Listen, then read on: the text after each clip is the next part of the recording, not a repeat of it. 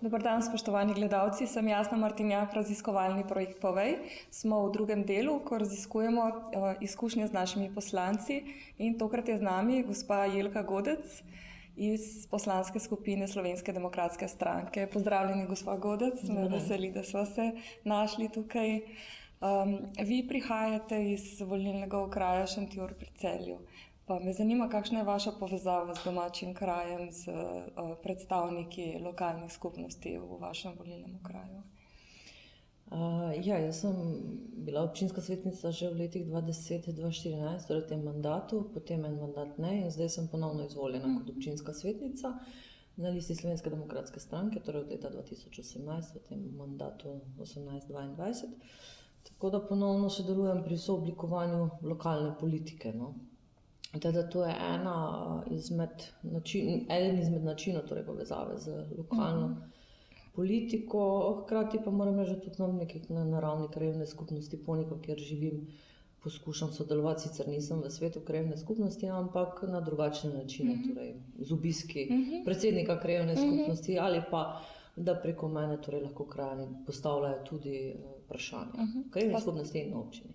Pa se obračajo na vas krajani kot na poslanko svojo? Moram reči, da ja, da celo bolj kot v primeru kot do poslanke. Več vprašanj je teh lokalnih, torej, da postavim vprašanje županu oziroma občinski upravi. Še vedno je sicer na našem območju najbolj aktualna tema infrastrukture in cest. Teda tukaj največ vprašanj. Moram reči, da sem kar presenečena. Odkar sem svetnica, dobivam zelo veliko vprašanj, pisem, tudi obiskov v poslanski pisarni na temo lokalne samouprave. Super, hvala. Ja, ne vem, zakaj imam tukaj bolj drugo vprašanje, na kakšen način sodelujete z občani, krajani oziroma vaščani. A je vseeno tako še kakšna posebej dobra praksa ali kakšna izkušnja, ki bi jo lahko izpostavila, mogoče tudi za druge? Ne vem, jaz sem zelo odprta do teh stikov z občani v smislu, da ne samo v času uradnih ur, ki jih imamo objavljene, torej, da lahko pridejo do mene prvi delovni ponedeljek v mesecu, ampak v bistvu so se nekako navadili tudi že kar preko telefona ali pa če kje sedim na kakšni kavi, kar pristopijo in v bistvu začnemo komunicirati. Tako da jaz nimam s tem problemov in ne odvračam nikogar, ne glede na situacijo. Dobro, zdaj, če je že tudi v trgovini se srečamo in tudi tam postavljamo vprašanja. Tako da jaz nimam s tem problema in mislim, da tudi krajani oziroma občani to vedo in ni pa nikoli takšne neprijetne situacije, da bi me obremenjevali oziroma da bi bil tukaj, bom rekla, nasilen v tem smislu, da bi te obremenjeval. Tako da jaz imam kar pozitivne izkušnje s tem. Super, hvala. Kakšno pa je vaše stališče glede strankarske demokracije v razmerju do nestrankarske demokracije? Zdaj, bom rekla, če tako prejšnjem režimu smo imeli eno stranko in druge stranke niso bile dovoljene in ko se je odprla ta slovenska demokracija, je pač večstrankarski sistem prinesel tudi to delovanje v smislu demokracije oziroma izražanje mnenj, da se lahko odločajo tudi ljudje na volitvah glede na programe različnih strank. Zdaj, nestrankarsko pa nekako se mi zdi, da je v modi v zadnjem času, recimo na zadnjih dveh mandatov, 2014 naprej, v smislu, češ mi povezujemo vse stranke oziroma mi nestrankarski združujemo vse poglede vseh strank, tako levih kot desnih, kot zelenih, kot ne vem kakšnih še.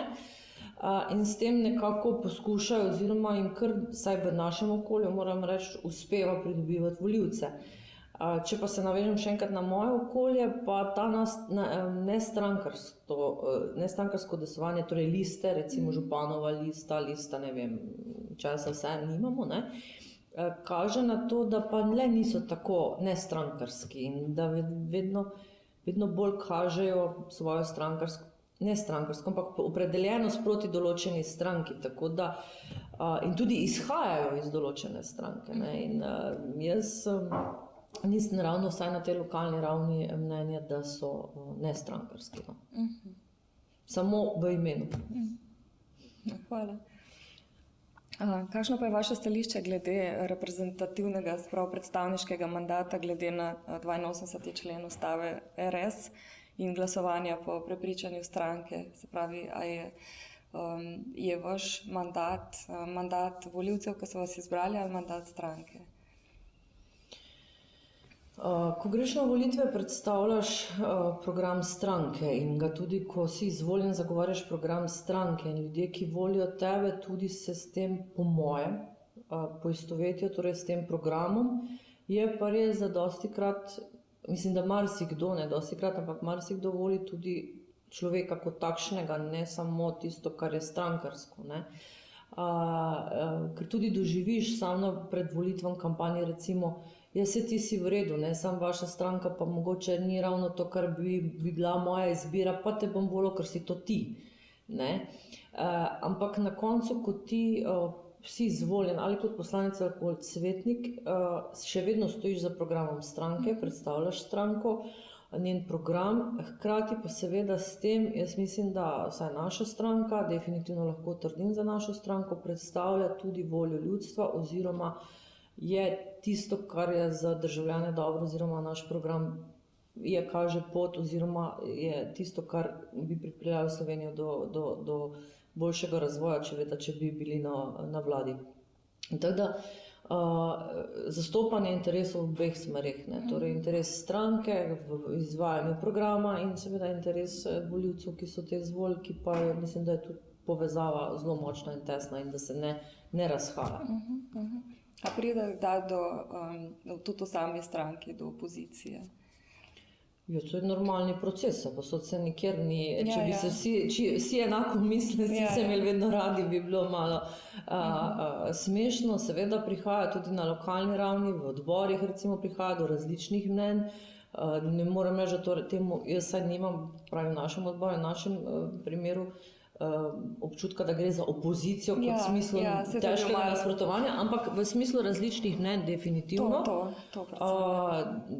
To bi rekla, če bi rekla, da ni res, bi bilo nesmisel, ampak imaš različna mnenja, potem je pa potrebno seveda sprejemati kompromise, usklajevati in z argumenti zagovarjati svoje stališče in potem vedno pridemo do nekega, bom rekla, konsenza in skupno nastopimo z tistim. Tako da potem tudi, ko nastopiš z tistim konsenzom, z mnenjem, ki smo ga dosegli v določeni skupini, pravim, ali na lokalni ravni, ali tu v poslanski skupini, potem več ni dvomov oziroma nihče ne, bom rekla, ne izraža tistih svojih drugih mnenj, ker smo pač zadeve uskladili in seveda prihaja do različnih mnenj. In to je zelo dobro, da prihaja.